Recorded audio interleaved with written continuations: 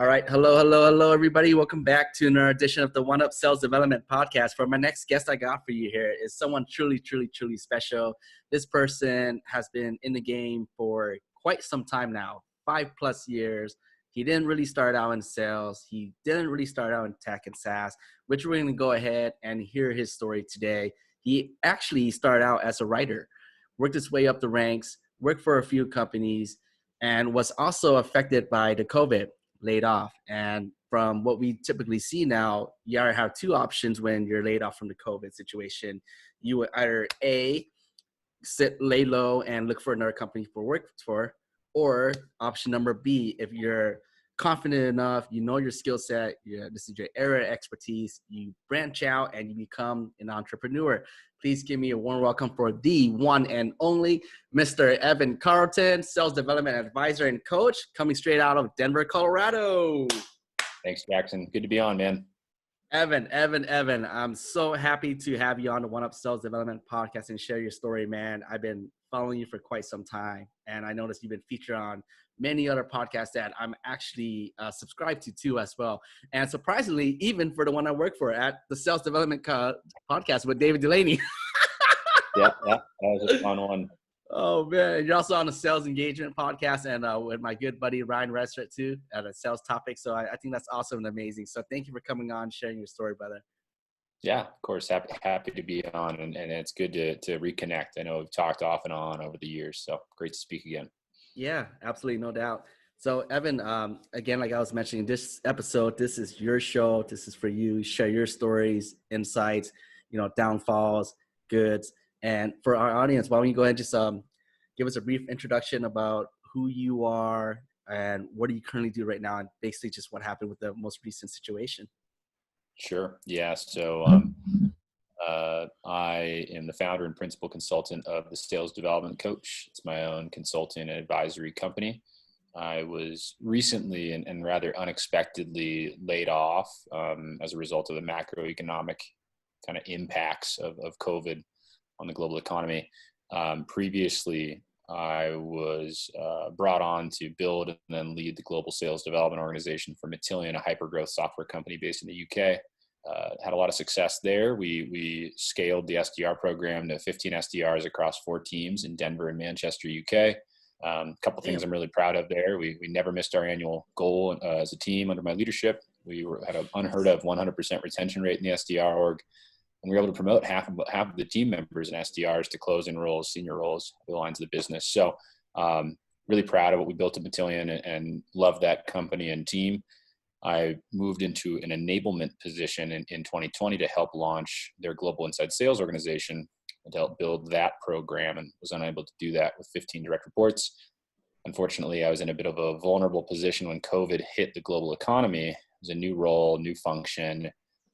We didn't have a lot of success criteria agreed, KPIs, OKRs, none of that was really in place. And so unfortunately, the business had to make my position redundant because we didn't have enough objective criteria to point to quantify the ROI that I had in that role. So gotcha. Figured I'd turn nothing into something and began providing consulting, advisory, and coaching services. And thus far, it's been a great experience. Still learning a lot. Yeah, fantastic. And again, so sorry to see that, that happened, but one door closes, another open, and really love how how did you come up with the name for the advisory firm that you're at right now? I really love it because it's really catchy. It's called the Sales Development Coach. How'd you come up with that? Yeah, I mean, I was trying to think about a name, and I mean, it's funny. I didn't decide, hey, I'm going to start a consulting company. It was really, I made an announcement to my network on LinkedIn. I was just like, hey, I'm back on the market. I'm looking for work. And I had people contact me saying, look, I don't have a full-time role for you, but I could use your help with some consulting engagement for term projects. And so one turned into another. And suddenly I had a few clients and I realized, hey, I could make a business out of this. People are clearly willing to pay me for this. So I decided to make it official. And actually, I came up with the name in less than a day. I was just kind of stewing on what a good name would be. And I realized, like, what's the point in coming up with something that's overly creative that people won't get or understand, right? Yeah. I want the name to be appropriately descriptive and plainly obvious what we do. And so figured, you know what? The sales development coach is pretty darn descriptive. That's exactly what I'm doing, is consulting and advising on sales development best practices. And it's worked well because up to this point, I'd say about 90% of my business has been generated from inbound, where people Oh, come to wow. me. Yeah, people would just come to me. I don't even know some folks connect with me on LinkedIn and say, hey, I saw your company. We could use your help. So it's going well so far.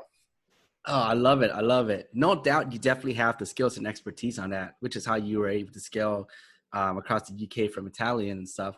And, I just want to take a stab at this too, because so ever since the COVID happened, and like we were talking about in the back room, it was pretty much the birth of entrepreneurship. We saw a lot of people start rolling out their own business, becoming a consultant and things like that. And I really like, like I said, the sales development coach looks pretty awesome. And, I'm wondering, so for your logo, for those out there who are listening, who would one day want to be like, roll out their own consulting, like, how did you come up with the logo right there? It looks really cool. It's a guy with like the engine sign with a checkpoint. Did you hire someone, or were you just, scattering around, so to say?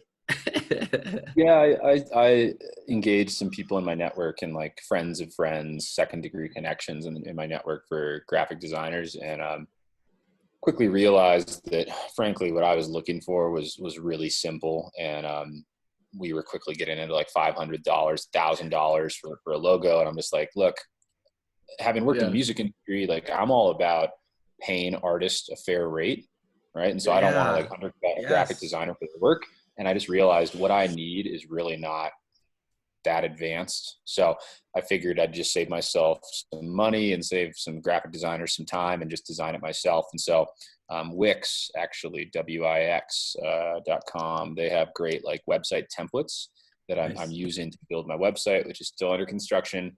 But they also have a logo creation tool, and they've got a big library of media files, images that you can use. So I've got a little bit of experience with graphic design and Photoshop. And so just messed around with a few things and ended up kind of settling on that. It's just a guy in a suit with kind of the gears, like just creating a machine, right? Creating a well-oiled machine that works well and gets the results you want. And I chose the color. I was very deliberate with the color too. I figured like we're going for gold, right? We want the gold. Nice. And black and gold also pops. It looks nice. So I searched for all the different color codes of gold, and I settled on Vegas gold. Nice classic. Oh, there it is.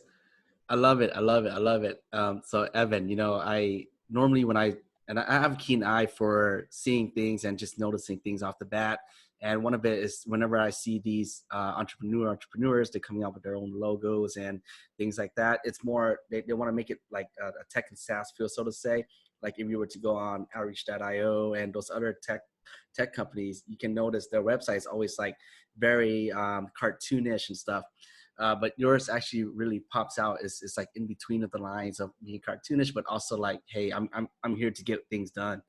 And they say their logo and the color too also makes it pop when it comes to exposure, and I think like kind of like SEOs and stuff like that. So, oh man, yeah, glad you like it. Yeah. Hey, Evan. So, Metallian. Let's talk about Metallian real quick. You were very successful there, and unfortunately, the COVID happened, and you weren't the only one. There was a lot of people that I know that I was connected with too, and I think far down to like, why would they let go of the lead gen team, and really is leadership decision because they're forecasted, because it comes down to the point where there's no opportunity to prospect to. Would you believe that's something that's similar that happened at Metallian? Yeah. So what happened with Metallian? I mean, I can only speak to like my perspective, right? And I have no hard feelings. Like I understand the business reason for why that decision was made.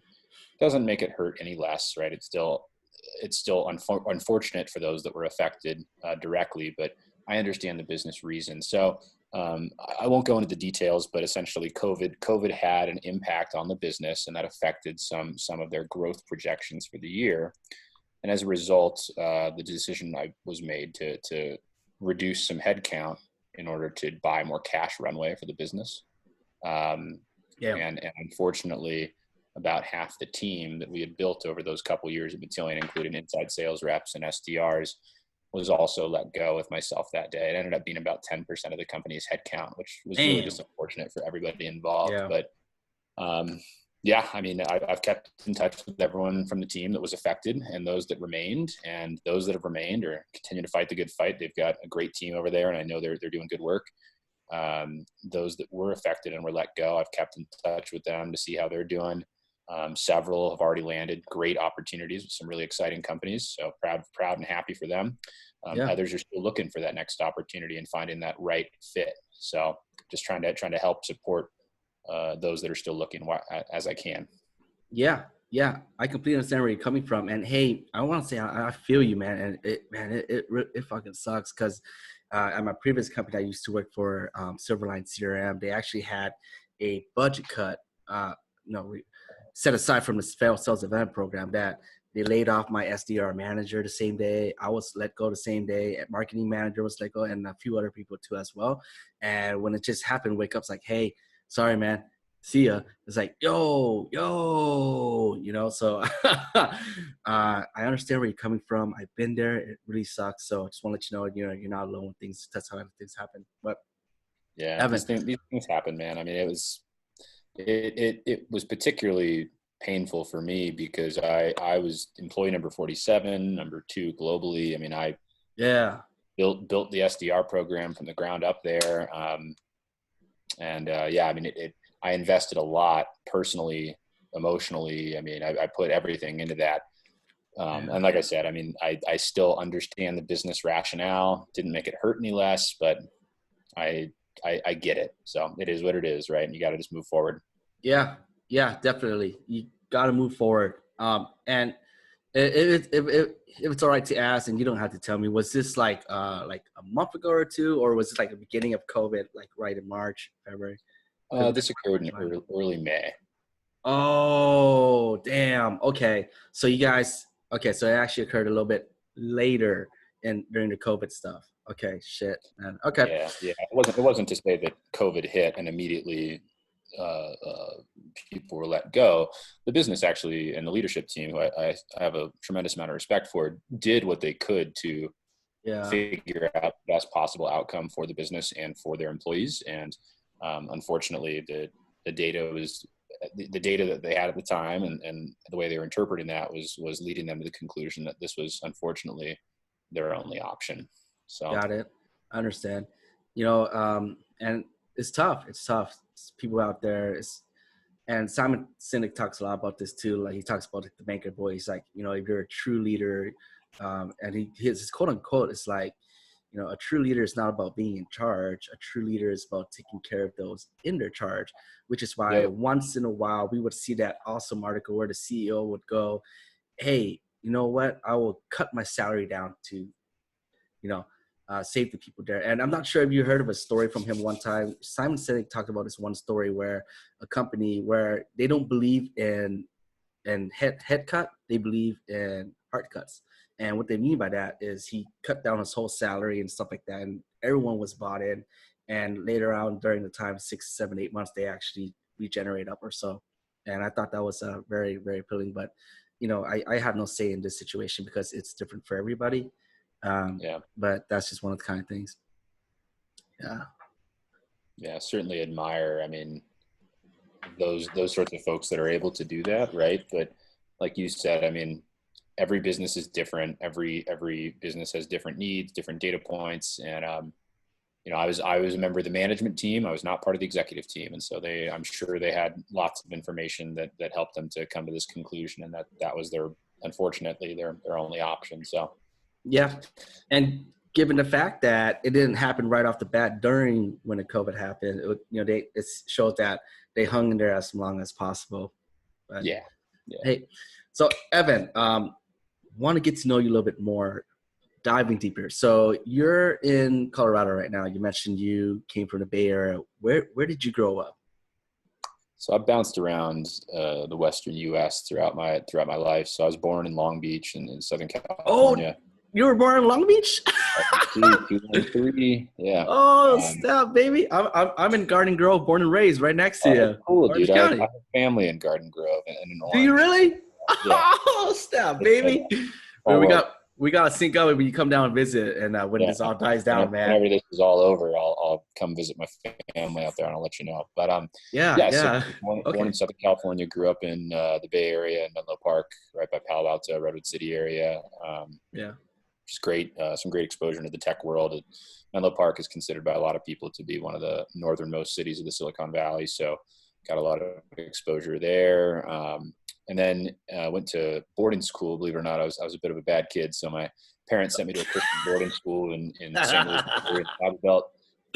And then after that, I went to college in the Seattle area for a couple of years before transferring to CU Boulder in Colorado. Yeah. And I've been here in Colorado ever since. 11, 12 years now. How long were you in Seattle for? Just short of 2 years. Okay. And what part of Seattle was it? So this was like Tacoma area, Seattle, Tacoma, if you know. Oh, so man. Yeah. I actually just came back from a 2-week trip right now in Washington. Cousin stays in Spanaway, so I'm very familiar with Tacoma. Yeah, Spanaway. Yep. Yeah, right near the Tacoma area. Yeah. Nice. Dude, there is nothing to do there, huh? I mean, I guess if you Spanaway, I can't speak to spending time in Spanaway, but we found ways to keep ourselves entertained in Tacoma. Right.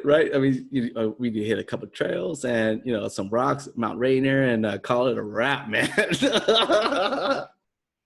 Okay, so nice. You grew up in Long Beach, and then you bounced around a little bit, Seattle, and you're in Denver. So you were at CenturyLink as an account manager. CenturyLink, I'm very familiar with CenturyLink. That's like the phone mobile thing, right? Is that what it is? CenturyLink is an internet service provider primarily, telecommunications. So one of the larger internet service providers in the country. But I was on their business side, selling to businesses, doing like mid-market commercial account management. So managed a $2 million book of business there. Selling telecommunications, voice over IP telephony services, managed hosting, those sorts of things. Nice. Hey, so CenturyLink, do you remember a long time ago, I remember there was this commercial that would only come at night. And it's like, hey, $5 a month or something. You just plug this little USB stick in the back and you get internet. Was that CenturyLink? Or does that ring a bell? I don't actually remember the commercial. Yeah, possibly. Okay. Yeah. Okay, no worries. But I'm very familiar with NetApp. We have one down around here in the area too. And so you started out as an SDR yourself. And you were at NetApp before you actually moved on over to Metallian. So how did you get exposed to NetApp and the tech SaaS world and really into sales development and where we are today within this community that we have? Yeah, so I was really fortunate to start my career at NetApp as a GSI marketing intern, so doing like partner marketing there in 2011 in college. And prior to that, as kind of a joke, so I was my mother was the EVP of HR there for about 15 years, and so nice. She watched that business go from, I think it was, I want to say it was like 3 or 30 million to 3 billion when she was there, and so obviously like some huge growth that occurred, and a lot of people there joked that I was kind of a boardroom baby and I'd be crawling around in my diapers in her office. And so eventually when I returned to work for NetApp as an SDR, Tom Mendoza, the chairman of the board at the time, family friend that my mother worked with, Tom would joke that he remembered when I was crawling around in diapers in the boardroom, and now I work for him. So, wow. Yeah. So that was a cool opportunity to kind of return to home turf, if you will, with like my family's relationship with the company, and then started my career as an intern. And then going from CenturyLink to NetApp as an SDR was a huge, like kind of pivotal turn in my career, because I learned a lot at CenturyLink, but NetApp was really when things started to like click for me, I guess you'd say. And if I'm being honest, the SDR role was a lot more narrow scope of focus than what I was doing at CenturyLink, where I was doing full 360 at CenturyLink. It was a very challenging environment. It was really difficult to perform and consistently hit quota there. And at NetApp, suddenly my scope of focus was just go identify opportunities with decision makers and tee them up with our sales reps. Nice. I like couldn't believe it. I'm like, you're joking, right? So all I have to do is just get decision makers and influencers to agree to a phone call with a sales rep. Yeah. That's literally the job. That's it. Okay. So having been a closer and then going to sales development was like, dude, this is going to be a breeze. And I set like a number of really good meetings there, and I got to cover the Silicon Valley, which was really cool. So working with like some of the biggest companies in the world, and that gave me some really good like enterprise and strategic sales development experience.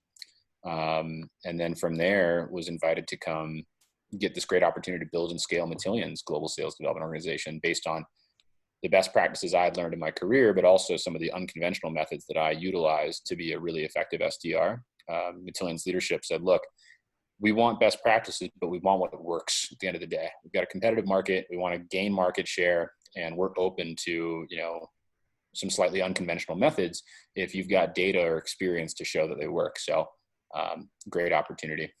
Nice. I love that, man. And, that's one of the biggest problems that companies that have nowadays too, that I see. Sometimes they bring on, this is what happens. Oh, you know what, Evan? We have a tech and software company. We have a tech and software solution, but we don't have a sales development program. Okay, so sales development must be this cool gig thing. We always roll out a program, and what happens is that not all the time, but what happens is they go, you know what? I'm a VP of sales. I've been in the game for 10 years. I'm gonna have the SDRs roll up to me, and there's no SDR manager there. And what happens? They're reporting to people who never done sales development before, and it's kind of the same thing. Like if you're married and you're having trouble and you're getting marriage counseling, right? And would you go to a marriage counselor who's never been married? I wonder how many of them have, right? But right, yeah. Yeah, you're right though. I mean, that's a fatal error that I see some organizations make, is that one, when was the last time your VP actually prospected? I bet that it's probably been a decade, and sales development processes that worked even a year or two ago are tired now in 2020. And so whatever your VP of sales was doing when they were an SDR a decade ago, I'll tell you what, I'd be surprised if some of those methods still yield good results. Additionally, it doesn't make sense to me to have a bunch of, I don't want to say entry level, but fairly junior employees in the organization reporting straight to an executive. That's a great way for that executive to never get anything done. Oh my God. I love that. That's just like music to my ears. And it's just like what David Delaney says too. He calls them dashboard jockeys. You're just sitting there all day, just refreshing the board, looking at the calls and how many meetings are set. They're coming back. Hey, Evan, where's the meetings, man? Where's the meetings? Well, that's what was cool about the opportunity at Matillion and why I took that. So I was also interviewing at that time with NetApp about an SDR manager position in Raleigh, North Carolina, as well as AWS, Google Cloud, SAP. I was talking to some great companies. And Matillion offered me this fantastic opportunity to really build something from the ground up. Yeah. And what I didn't want to do is to just be an SDR manager that's a dashboard jockey that just sits there and hits refresh. And then I'm like, I wouldn't know what to do. I'd go crazy. I'm just sitting there. I don't know I don't know what those sorts of managers do. You just sit there and watch YouTube videos all day and screw around on LinkedIn and just hit refresh on the dashboard. That to me sounded really boring. And I wanted the opportunity to really have like a measurable, significant impact on a business's growth and trajectory. And the opportunity that Matillion afforded me was to do exactly that. So I had to take it. I love it. Evan, let's take a few steps back here. So you're an SDR and you jump into an SDR manager role. An SDR manager role, you're a coach.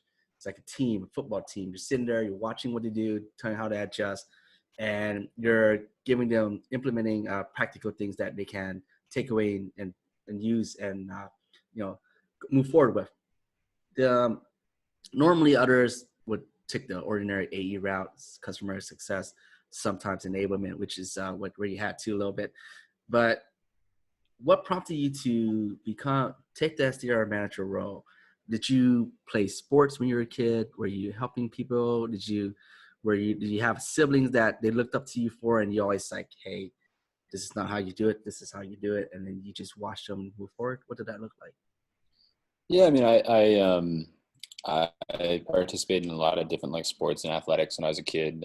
Football, basketball, track, water polo were kind of like my big ones. And I think that I've always had a desire to be in management and leadership. And as I was younger in my career, I think I didn't really know what I wanted. Like I thought that's what I wanted, but then once I actually got into management, I realized just how different it is than what you think it is until you're actually in that position.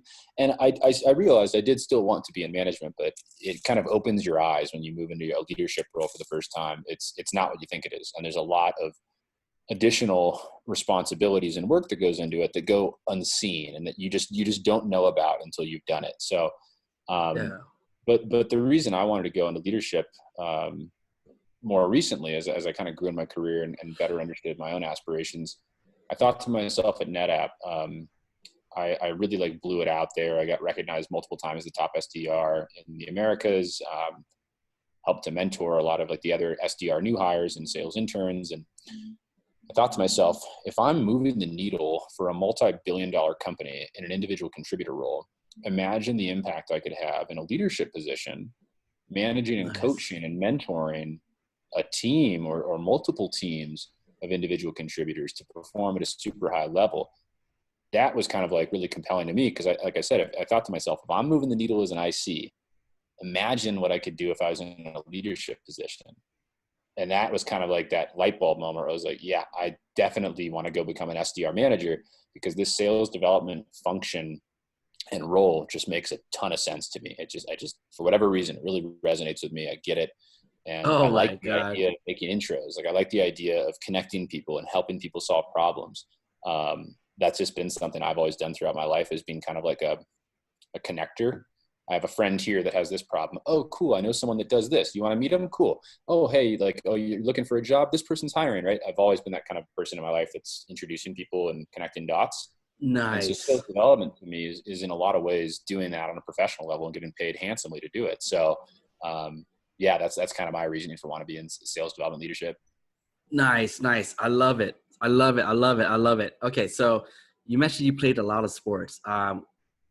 What what was your favorite sport? Like, let's say in high school, what sport was that? Football. Football. Okay. Were Oh you yeah. like sometimes part of team lead? Sometimes you guys play games and you're calling plays too sometimes? Oh no. I was elected captain a few times. We had like permanent captains, and then we also did like weekly elections for captains. So I was elected captain a few times. But no, I was not a play caller. Got it. Got it. Okay. So I want to dive into your captain plays. Like you mentioned, you were doing a few times where you guys collaborating together, writing out plays and watching the players and helping them, twist and bends when the time comes. I mean, more so. So, like I mentioned, I went to like a Christian boarding school in the Bible Belt, and so it was very Yeah. into like values-based leadership and like ethics, those sorts of things. So a lot of it was around like holding each other to like a really high standard. A lot of that also had to do with coaching on form, right? Saying, hey, like, we need to work on this. We need to work on this. Sometimes I'd help lead or write workouts, or like open the gym for people. But more than anything, it was about like setting an example for the rest of the team in terms of what your mental attitude needs to be and how you hold yourself accountable. Those are probably the biggest takeaways that I had from being elected captain a couple times in the football team was helping to hold each other to that really high standard, holding yourself accountable, and really just setting that example for your I guess mindset. Got it.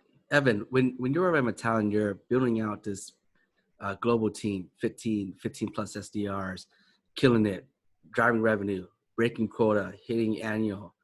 What was your biggest what was your end goal that you always striving for? Was it the compensation? Was it recognition? What was the biggest gratitude that your end goal was, like, that you feel that, yes, that's a win for me? So I guess there's two things in there. So for me, like my goal was to blow it out. I wanted to take the level of performance that I had as an IC, and I wanted to shoot for that as a manager. Because when I was an individual contributor, I mean, I was doing 200% month over month over month. I hit my number for the year in the first week of Q3 as an SDR at NetApp. So you can imagine the pretty fat accelerators and Yeah. commission accelerators in the back half of the year there. So I thought to myself, if I can do 200% month over month over month as an IC, what if I could have a super high performing SDR team that consistently smashes quota? And so those are some of the things that I strove for, right? I wanted to create a really high performing SDR team that in a measurable way drove the business forward. In a lot of ways, that's exactly what we're doing. I mean, Matillion had just gotten their Series B funding for $20 million from Scale and Sapphire Ventures. The first thing they did was to hire someone. It ended up being me, but was to hire someone to build and then lead the global SDR organization. That was really a very strategic part of that round of funding and that stage of the business's maturity. So that was kind of like what my sights were set on. But as I stepped into the role, like I said, once I was actually managing people, I realized that so much more of it, when you go from an IC to a management position, is it's about people management. There's of course like people and process and systems, but at the heart of it, it's about people management and how you lead and support your team. I really liked, you touched on earlier, you're talking about what leaders really ought to be doing. And that resonates with me, right? So in time, while I came in saying, I want to have a super high performing SDR team that just blows it out month over month, quarter over quarter, year over year, what I quickly realized was a lot more rewarding for me was seeing people have success, right? And so seeing the SDRs that I hired hit quota for the first time, set and hold their first meeting, identify their first opportunity, crush their first cold call, get promoted to senior SDR and start doing enterprise and doing more outbound, get promoted to a closing role, move into another line of the business, right? Like, and it was a super supportive environment that we had at Matillion. And so all the way to the top, people would shout the praises of the SDR team, our VP of sales, our CEO and co-founder. I mean, people in other lines of business and engineering would give shouts to the SDRs for some of the great work they were doing and some of those really great accounts that they were helping us break into. So for sure, looking back on it now, the most rewarding part was 100% seeing the SDRs have success. And that really was rewarding for me. Woo! Evan, that's exactly what I was looking for. That's exactly what I was looking for. That's what I was pulling for, man. Dude, I fucking love it, man. That's why you're good at what you do. Unfortunately, what happened, I'm a talent is whatever, but you have this skill set. You have the gift. You know your gift is within you. They can take your job away from you, but they can't take that gift away from you because you're the one who carries and possesses it. You were a captain back in the days, high school. You lead and train a team. But more importantly, it's not about the compensation. It's not about the bonuses. It's not about the money. Sure, yes, it's important too as well. But the long picture and the end goal really is who are you managing and who are they becoming under your wing? Bam, hitting quota for Evan. I hit quota for the first time. Evan, I overcame my objections.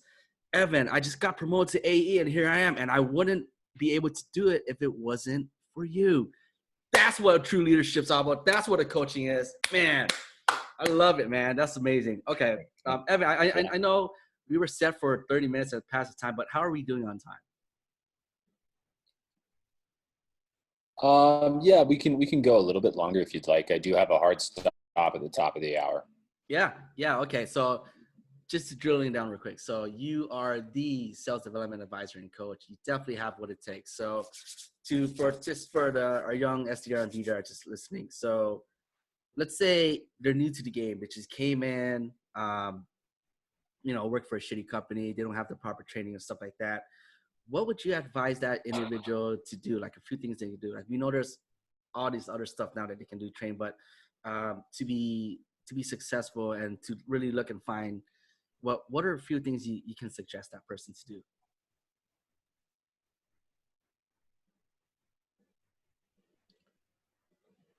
So one thing that comes to mind, I mean, I kind of laughed at your comment about like working for a shitty company. Like you got to cut your teeth somewhere, right? It's hard to like just get into a great company right on your first pass. But I will say that aim high, aim real high, because if you get into a great company as an SDR, you're going to learn so much more and be in a great supportive environment and have an upward path for promotion into closing roles. I mean, hey, and if you don't have that opportunity currently, it is what it is. I've had those jobs in my career that were really stepping stones, and I learned a lot and grew a lot during those experiences. But I can't stress enough how big of a difference it can make working for a really good company that has a great product market fit, that cares about its people, that has good values, that has a supportive and supportive learning and coaching environment from your manager.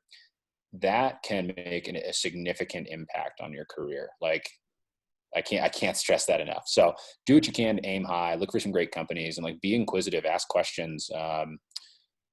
But if with that aside, other things that you can do is like something an analogy I always make. I talk a lot about like sport metaphors with my team members and with clients. I'm a big fan of like simplifying things into terms people can understand and Yeah. not overcomplicate it. So Yeah.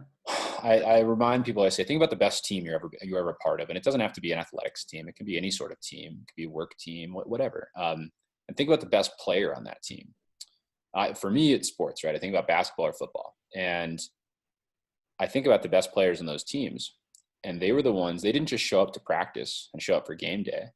They came in early to talk to the coaches, to work on form and to figure out what they should focus on during practice. They would stay late to practice their form, to keep shooting free throws, to keep working on their passing form. They'd watch film on the weekends. My point is that they would go the extra mile to be the best.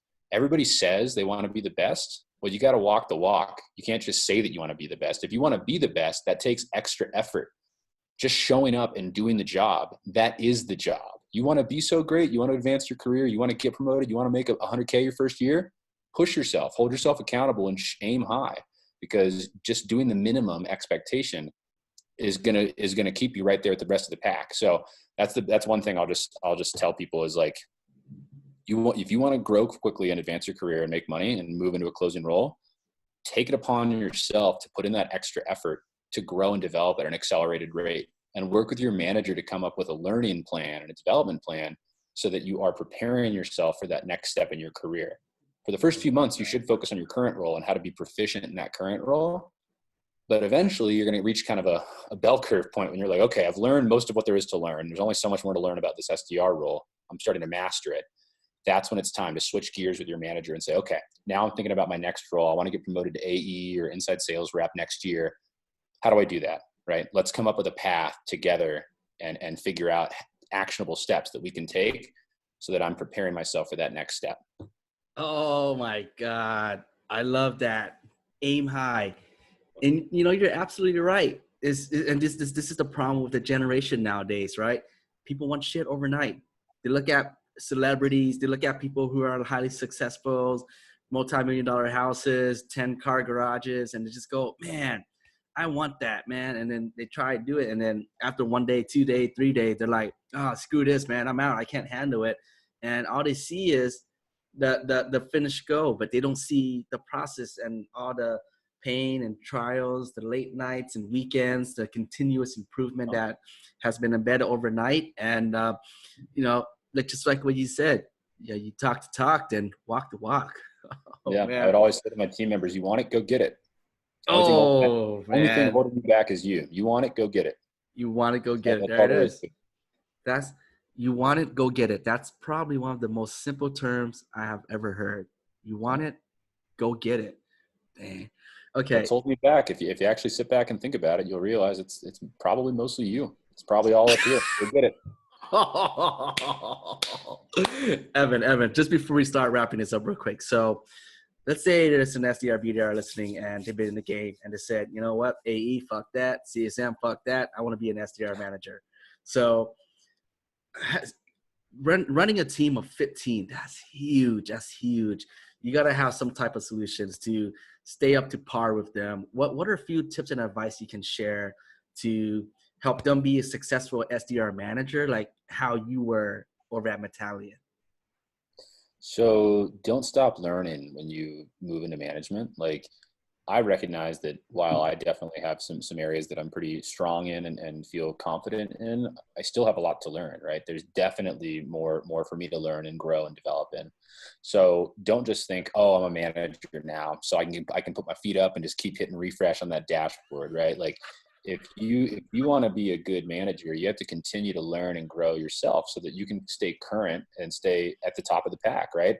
It's kind of like, imagine a top performer that you finally make it to the top of the leaderboard and they just totally take their foot off the gas. They're going to be back at the bottom of the leaderboard in the blink of an eye, right? So you really have to keep putting in the effort to stay current, stay up to date, and keep your knowledge up. The other thing I would recommend too is to start focusing more on like your people management and leadership skills and communication skills, because you could be the best SDR in the world, and that doesn't mean you're going to be a good SDR manager. And you can be the best AE in the world. It doesn't mean you're being a good sales director.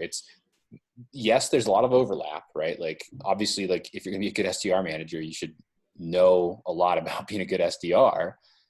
But a lot of what it takes to be a good SDR manager and lead a good org is related more to like people management skills and how you communicate with your team and how you build trust.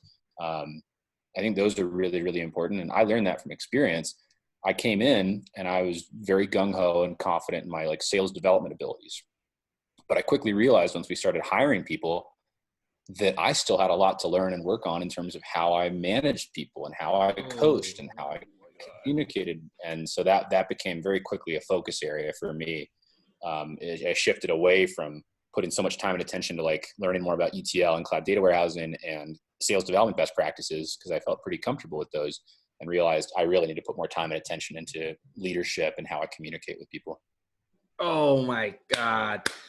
There it is. Amazing, amazing, amazing. And you know what? That's actually a very common problem. And I spoke with a few people about this too, and this is true. Just because you're the top performer doesn't mean you're going to be a great manager.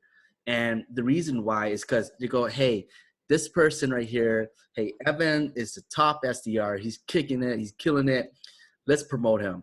But what happens is that if that person is not much of a people person in terms of communication and interaction and really knowing how to take care of people, that's where the downfall happens. And then that's when they bring in consultants would give them assessment tests and be like, hey, they're a top performer, but they don't have the leadership traits. That's why it went down and becomes. Well, and typically what you see is that not always, but often your top performing salespeople, whether account executives, whether SDRs, there's a certain archetype that you see that's pretty common there. And they're usually like lone wolves. They do their own thing. They don't always play nicely with others. You know, they don't always get well with the rest of the team.